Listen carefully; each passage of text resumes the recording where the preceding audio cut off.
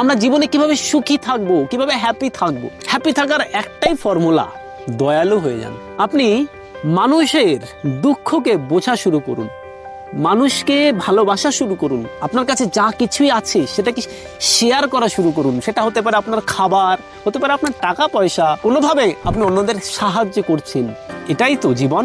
মানুষ, আমরা যদি এই প্রকৃতি, এই জীব জগৎকে না দিই, তাহলে আমরা কিভাবে খুশি থাকবো, কিভাবে হ্যাপি থাকবো? আমি যদি সবসময় নিজেরটাই ভাবি, মি মি মি আমি আমি আমি এগুলি করে যাই, তাহলে আমরা জীবনে কিভাবে হ্যাপি থাকবো, কিভাবে সুখী থাকবো? তাই অন্যকে সাহায্য করা শুরু করুন, কিছু দেওয়া শুরু করুন, ভালোবাসা শুরু করুন। আর যাই আছে না কেন আপনার কাছে, তার জন্য গ্রেটফুল থাকুন।